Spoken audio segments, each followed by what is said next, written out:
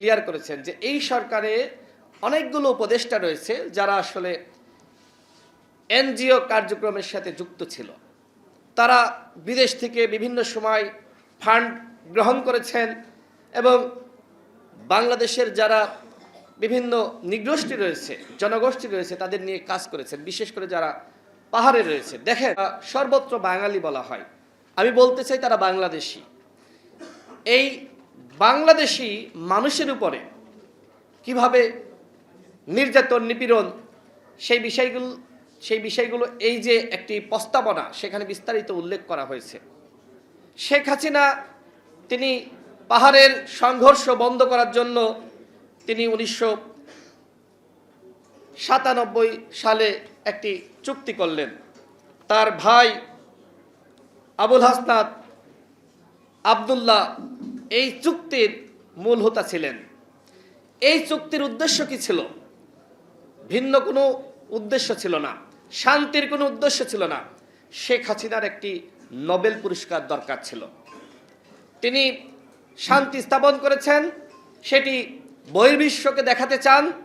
এই কারণে বাংলাদেশের জনগণের সাথে বেইমানি করে তিনি পাহাড়ে শান্তি স্থাপনের নামে বরং সংঘর্ষকে উস্কে দিয়েছিলেন একমাত্র নোবেল পুরস্কার পাওয়ার জন্য। এই যে রোহিঙ্গারা আপনারা দেখেছেন, তাদেরকে কেন আশ্রয় দেওয়া হলো? কেন অন্যান্য প্রতিবেশী রাষ্ট্র ছিল না, ভারত ছিল না?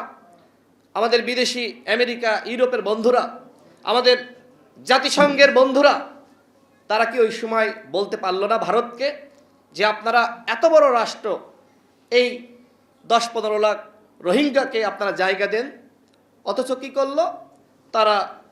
বাংলাদেশ সরকারকে বলল যে আপনারা তাদেরকে জায়গা দেন। শেখ হাসিনা নোবেল পুরস্কার পাওয়ার লোভে তিনি রোহিঙ্গাদেরকে জায়গা দিয়েছেন। আমি তাদেরকে অসম্মান করছি না, কিন্তু যেখানে বাংলাদেশের নাগরিকরা তারা তাদের ঠিক মতন সমতা পায় না, সাম্য পায় না, নাগরিক সুবিধা পায় না, সেখানে কিভাবে এতগুলো রোহিঙ্গাকে আমরা ভরণ পোষণ করাবো? এর মূলেও আমাদের দেশের যারা এনজিও কর্মী রয়েছে, তাদের অনেকটা আসলে ফায়দা রয়েছে। তারা কি চায়? তারা চায় রোহিঙ্গারা বাংলাদেশে যুগের পর যুগ বসবাস করুক, আর বিদেশ থেকে এনজিও ফান্ড আসবে, সেগুলো তারা আসলে নিজেদের ব্যক্তি স্বার্থে ব্যবহার করবে। এই সরকার, এই কারণেই কিন্তু সবাই বলছে এনজিও মার্কা সরকার। যেখানে পাহাড়ের সংঘাত, সংঘর্ষ কমানো দরকার ছিল, সেখানে এই সরকারের সাথে সংশ্লিষ্ট বিভিন্ন উপদেষ্টারা, বিভিন্ন কর্মকর্তারা, তারা এই পাহাড়ের সংঘর্ষ এখন উস্কে দিয়েছেন। আমরা সরকারকে বলবো, আপনাদের মধ্যে যারা রয়েছে, যারা পাহাড়ে শান্তি প্রতিষ্ঠান নামে বিভিন্ন এনজিও কার্যক্রমে যুক্ত রয়েছে, এবং এই সরকারের আমলে কিভাবে আদিবাসী শব্দ আলাদাভাবে যুক্ত হলো পাঠ্যপুস্তকে, আমি সেটি জানতে চাই। এবং এটি প্রতিষ্ঠার সাথে, এটি আবিষ্কারের সাথে, এটি পাঠ্যপুস্তকে অন্তর্ভুক্তির সাথে যারা যুক্ত ছিল, তাদেরকে এই সরকারকে এখনো পর্যন্ত কৈফিয়ত নিয়েছে, জবাবদিহিতা নিয়েছে?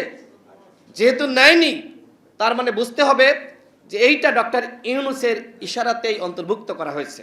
ডক্টর ইউনূস নিজেও একজন এনজিও কর্মী, তার উপর আমরা আস্থা বিশ্বাস রেখেছিলাম যে তিনি আসলে আমাদের একটি ভরসার জায়গা।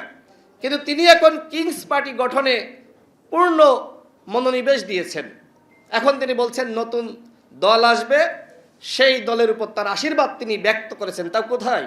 আন্তর্জাতিক গণমাধ্যমের কাছে। অর্থাৎ নতুন দলকে তিনি ইতিমধ্যে আন্তর্জাতিক গণমাধ্যমের কাছে এবং আন্তর্জাতিক কমিউনিটির কাছে তিনি পৌঁছে দিয়েছেন, এবং তিনি এই নতুন দলের ব্র্যান্ড অ্যাম্বাসেডর হয়েছেন। ডক্টর ইউনূস কি শুধুমাত্র একটি নতুন দলের, নাকি এখানে দুদু ভাইরা আছে, আমরা আছি, মেহেদি ভাইরা আছে, ইরান ভাই আছে? আমাদের ডক্টর ইউনূস আমাদের সবার হওয়ার কথা ছিল, কিন্তু তিনি সবার হতে পারেননি। তিনি একটি বৈষম্য নতুনভাবে সৃষ্টি করেছেন। আজকে এই কথাগুলো অনেকে বলছে না। আমি সর্বপ্রথম আমার পেজে ডক্টর ইউনূসের যে বক্তব্য, সেটি সমালোচনা করে আমি লিখেছিলাম যে আপনি কোনোভাবেই একটি গোষ্ঠীর গণ অভ্যুত্থানের একটি পক্ষের আপনি হতে পারেন না। আপনি এমন বক্তব্য দিবেন না যাতে করে অন্য গোষ্ঠী, অন্য দল, অন্য সংগঠন আপনার উপর ক্ষুব্ধ হয়, সংক্ষুব্ধ হয়। তিনি তাই করলেন। শুরুতেই তিনি বৈষম্য সৃষ্টি করেছিলেন একটি কথা বলে, যে ছাত্ররা আমাকে নিয়োগ দিয়েছে এবং জনগণ আমাকে সমর্থন দিয়েছে। ডক্টর ইউনূস কেন ওই সময় ছাত্ররা তাকে প্রস্তাব দিল, তিনি কেন অন্য দলের সাথে আলোচনা করলেন না? তিনি কেন অন্য দলকে বললেন না যে ছাত্ররা আমাকে এখানে নিয়োগ দিতে চায়, আপনাদের মতামত কি? ডিজাইন, এলিগেন্স, বিউটি, সেরা পণ্য সবার জন্য জেভিকো। তার মানে ছাত্ররা এখন তাকে নিয়োগ দিয়েছে, ছাত্ররা তাকে যা বলবে তিনি তাই করবেন। ছাত্ররা এখন কিংস পার্টি গঠন করতে চায়, তিনি সেই কিংস পার্টির অ্যাম্বাসেডর হয়েছেন। দুঃখিত, আসলে তিনি মাইন্ড করতে পারেন। আমি এর আগে সরাসরি আমি প্রতিবাদ জানিয়েছি, যখন জাতীয় সংলাপ বা বিভিন্ন বৈঠক হয়েছে, আমি ডক্টর ইউনূসকে প্রশ্ন করেছিলাম যে আপনি বিদেশিদের কাছে একটি আন্তর্জাতিক প্রোগ্রামে আপনি কিভাবে বলেন যে এই ছেলেটি মাস্টার মাইন্ড? আন্দোলনের কোনো একটি সময় সেই ছেলের চেহারা আমরা দেখেছি? আমরা 14-15 বছর ধরে সংগ্রাম করছি, লড়াই করছি, আমরা সেই মাস্টার মাইন্ডকে কখনো দেখেছি?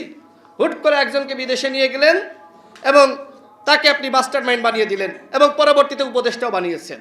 এইভাবেই চলছে আমাদের এই গণঅভ্যুত্থানের দখলদারিত্ব। যে যার মতন দখল করে নিয়েছে, সবাইকে মাইনাস করে ফেলিয়েছেন, একটি গোষ্ঠী গণঅভ্যুত্থান দখল করে ফেলিয়েছে। 71-এর পরে একই ঘটনা ঘটেছিল। আওয়ামী লীগ শেখ মুজিবের নেতৃত্বে আমাদের মহান মুক্তিযুদ্ধ দখল করেছিল। ঠিক 24-এ যখন যে সরকার এসেছে, এটি বলতে হবে যে যারা ক্ষুদ্র নৃগোষ্ঠী বলেন বা যারা অন্য সম্প্রদায় বলেন, হিন্দু বলেন, খ্রিস্টান বলেন, প্রত্যেক সরকার কিন্তু এদেশের মুসলমানের থেকে তাদের অধিকার প্রতিষ্ঠায় বেশি মনোনিবেশ দিয়েছে, কিন্তু এটি তারা স্বীকার করে না। দেখেন থানায়, আপনারা খোঁজ নিয়ে দেখেন যে থানার ওসি কয়জন হিন্দু, খোঁজ নিয়ে দেখেন পুলিশের এসপি কয়জন হিন্দু, খোঁজ নিয়ে দেখেন। অথচ তারপরেও হিন্দু বৌদ্ধ খ্রিস্টান ঐক্য পরিষদ, এগুলো বৈষম্য না? মুসলমান যোগ করতে সমস্যা কোথায়? আমরা এই বঙ্গে, এই দেশে হিন্দু, মুসলিম, বৌদ্ধ, খ্রিস্টান, যেখানে আমরা মুসলমান হওয়ার পরেও আমরা বলছি যে এই দেশের প্রত্যেক নাগরিকের সমান অধিকার নিশ্চিত করতে হবে। কয়েকজন হিন্দু ভাই এই বক্তব্য দিচ্ছে? ওই হিন্দু, বৌদ্ধ, খ্রিস্টান ঐক্য পরিষদের নেতারা কেন এই কথা বলছে না? কেন বলছে না যে এই দেশে প্রত্যেকটা নাগরিকের সমান অধিকার নিশ্চিত করতে হবে? ধর্মীয় পরিচয় কেন? আমরা দেশের নাগরিক, পাহাড়ি বলেন, বাঙালি বলেন, এই শব্দ আর থাকবে না। আমরা সবাই বাংলাদেশি। আমরা কেউ বলতে চাই না যে অমুক আদিবাসী। হ্যাঁ, আপনি বলেন বাংলাদেশের সবাই আদিবাসী। আপনি কেন পাহাড়ের মতন একটি গুরুত্বপূর্ণ জায়গা, আমাদের দেশের টোটাল 10 ভাগের 1 ভাগ, তার মানে বিশাল একটি জায়গা, আপনি শান্ত লারমার হাতে তুলে দিয়েছেন? শেখ হাসিনা নোবেল পুরস্কারের আশায় তার ভাইয়ের মাধ্যমে তিনি এই শান্তি চুক্তি তৈরি করেছিলেন এবং ওই সময় বেগম খালেদা জিয়া তিনি কিন্তু এটার প্রতিবাদ জানিয়ে লং মার্চ পর্যন্ত করেছিলেন।